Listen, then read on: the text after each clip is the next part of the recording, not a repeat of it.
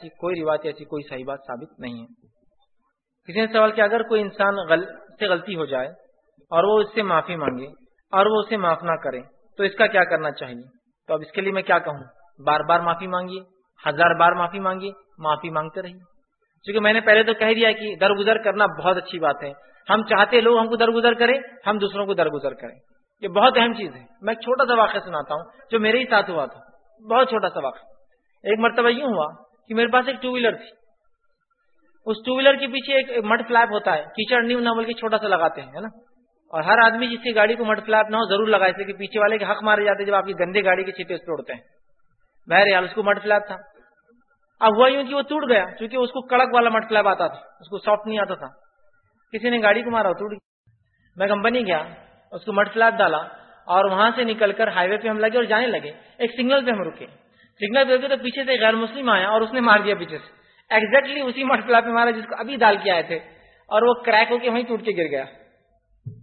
اب میں جب دیکھا پیچھے تو میں نے کہا کوئی بات نہیں والا ہوتے رہتا ہے، اور میں نے اس سے کہا چلو، وہ گاڑی وہ چلا رہا تھا، میں نے کہا واپس جا کے ہم چینج کر لیں گے۔ تو جو سامنے جب ہمارے دوست جوش میں آ گئے، ارے بڑے لوگوں کو بس ایسے ہی چھوڑ دیں گے نا تو لوگ سر پہ چڑھ جائیں گے، یہ ہو جائیں گا، تمہارے جیسے لوگ رہنا تو دنیا لوٹ کے لے جائیں گے تم کو۔ میں نے کہا کیا گیا، 60-65 روپے کی چیز گئی ہے، جانے دو، درگزر کرو، ایک اپنا غیر مسلم بھائی ہے، اور ہو کر نہیں کہنا ہوتا ہے، چھوٹی موٹی خطاؤں کو تو معاف کرنا بھی چاہیے، یہ تو اتنی چھوٹی تھی کہ کوئی بات ہی نہیں سنی، آپ چھوڑ دیجیے۔ کہا نہیں ایسا تھوڑی ہوتا۔ اب جب ہمیں جانا تھا تو ٹرن لمبا لینا تھا واپس آنے کے لیے ہائی وے پر، اب وہ اپنے ٹینشن میں آ گئے، میں تو نہیں، وہ ٹینشن میں آ گئے، تم ایسے ہی رہتے، تم جیسے ملا لوگ ہیں نا، لوگوں کو چھوٹ دے دیتے، وہ سر پہ چڑھ جاتے اور فلاں ہوتے۔ اب وہی باتوں میں وہ گئے، اگلے سگنل پہ ایگزیکٹلی وہ جا کر ایک گاڑی کو ٹچ مارا، اس کا مڈ فلیپ ٹوٹ گیا، ایگزیکٹلی دوسرے سگنل پہ۔ جب اس کا مڈ فلیپ ٹوٹ گیا تو میں نے وہ پھیر لیا اپنا، اب تم دیکھو، اب تم سے، کیونکہ تم تو بول رہے تھے لڑنا، ملا لوگ ایسے رہتے، اب تمہارا دیکھ لو۔ تو وہ شخص غیر مسلم تھا، وہ صرف پلٹا اور الحمدللہ اس نے وہی رویہ دکھایا جو میں نے ایک دوسرے غیر مسلم سے رویہ دکھایا تھا، اور صرف ہنسا اور کہا بھائی صاحب کوئی بات نہیں، چلتا ہے، اور ہم پلٹ کے واپس آ کر چینج کیا۔ دیکھیے آپ، ایک طرف ہم نے اسے معافی دی اور اس کے اگلے سگنل پہ ہمیں معافی مل گئی، اور ایک ہی چیز، ایک ہی کیس، مڈ فلیپ ٹوٹنا، دیکھ رہے ہیں آپ۔ تو اگر کوئی ضد میں آ جائے کہ معاف نہیں کروں گا تو میں کہوں گا نہیں، معاف کیجیے، دیکھیے ہم سے بھی تو غلطیاں ہوں گی نا، کیا ہم سے کوئی ضد کرے تو کتنا برا لگے گا کہ معاف نہیں کرنا چاہیے، لیکن کبھی میں یہ بھی جانتا ہوں انسانی فطرت ہے، غلطی اتنی سنگین ہوتی ہے کہ انسان کا دل چاہتا نہیں معاف کرنے کو، اور اگر معاف بھی کرتا ہے تو ناپسندیدگی کی بنیاد پر اس شخص کو پسند نہیں کرتا ہے، اور یہ فطری چیز ہے اور یہ جائز بھی ہے۔ ورنہ بہت سے لوگ کیا کرتے، غلطی کرتے اور بولتے نہیں غلطی کی تو پوری ویسی محبت کرنا جیسی کرنا چاہیے، امید نہیں کی جا سکتی۔ اس کی دلیل نبی اکرم صلی اللہ علیہ وسلم کے زمانے میں جو ہے وحشی رضی اللہ عنہ، بہرحال بعد میں ایمان لائے تھے، جب وہ مسلمان نہیں تھے، انہوں نے جو نبی اکرم صلی اللہ علیہ وسلم کے چچا کو قتل کیا تھا، نہ ہی صرف قتل کیا بلکہ قتل کرنے کے بعد آپ کو سینہ چیر کر کلیجہ نکال کر چاہا تھا وحشی نے۔ آپ صلی اللہ علیہ وسلم نے فتح مکہ میں اعلان کیا کہ 10 لوگ اگر کعبے کے غلاف میں بھی لپٹے ہوئے ہونا بخشے نہیں جائیں گے، جس میں اکرامہ بن ابی جہل اور وحشی بھی تھے۔ اب وحشی نکل کر بھاگ گئے، اکرامہ بھی بھاگ گئے۔ اس کے بعد ہوا یوں کہ اکرامہ بن ابی جہل نے ان کی بیوی ایمان لائے، انہوں نے آ کے اللہ کے رسول گزارشات کی، آپ نے درگزر کر دیا۔ وحشی بھی آئے بعد میں، جب سنا کہ اکرامہ کو معافی مل گئی تو اللہ کے رسول بہت نرم مزاج ہے، مجھے بھی دے دیں گے۔ کہا اللہ کے رسول میں پناہ چاہتا ہوں، ملاقات کی رکا، بس معافی چاہتا ہوں، بہت سنگین جرم ہوتا مجھ سے، میں نے یہ کام کیا، میں اسلام میں نہیں تھا اور میں اسلام لے آتا ہوں، میں جو امن والا یہ جو ہے آپ کا طریقہ اختیار کرتا ہوں۔ آپ صلی اللہ علیہ وسلم نے کہا ٹھیک ہے، لیکن تم میری نظروں کے سامنے مت آنا، نظروں کے سامنے، اس لیے کہ تم جب نظروں کے سامنے آتے ہو مجھے میرے چچا یاد آ جاتے ہیں۔ معافی تو دے دی لیکن وحشی کو دیکھنا پسند نہیں کیا، بات سمجھ رہے نا؟ تو ایسے سنگین کچھ جرم ہو سکتے جو آپ نے کسی کے خلاف کیے ہو اور وہ پسند نہ کرے، آپ ٹھیک ہے معافی دے دے لیکن پسند نہیں۔ کچھ لوگ کیا ہوتے نہیں، معافی بھی دینا اور پھر ویسی تعلق بن جانا جیسے پہلے تھے، نہیں ہو سکتے کبھی کبھار۔ اسی لیے عمل سے پہلے سوچ لیا کیجیے، عمل کے بعد سوچا مت کیجیے، بولنے سے پہلے سوچ لیجیے، بولنے کے بعد مت سوچیے۔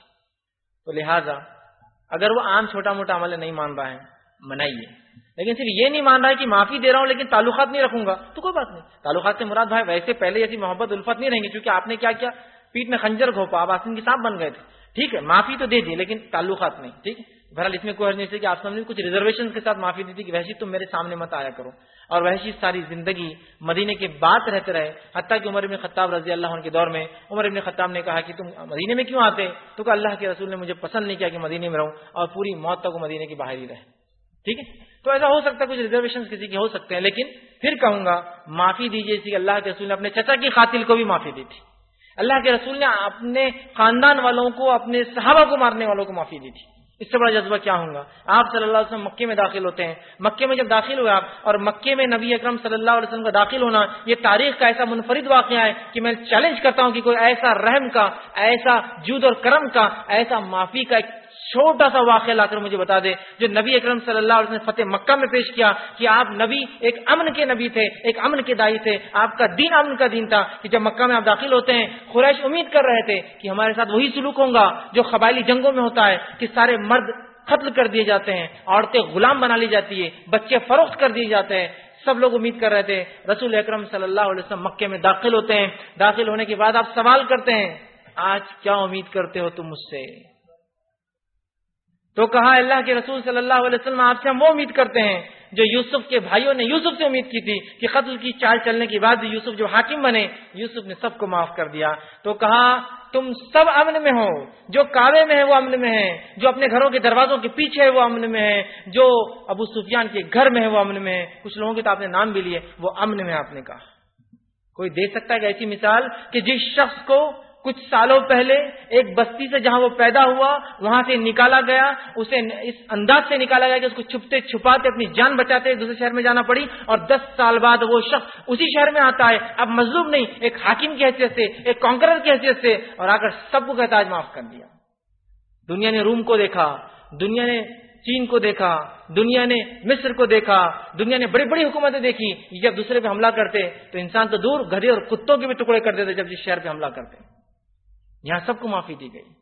تو آپ نے تو اپنے چچا کی قاتل کو معاف کر دیا، سارے مکہ کے واسیوں کو معاف کر دیا، لوگوں کو درگزر کیا. اب اس سے بڑا کیا جرم کوئی کیا ہوں گا آپ کے خلاف؟ درگزر کیجئے انشاءاللہ عزیز. ایک طرف آپ کی معافی، ایک طرف اللہ بھی آپ کے لیے کوئی غلطیوں کو جو معاف کرنے کے راستے بنائیں گا. السلام علیکم.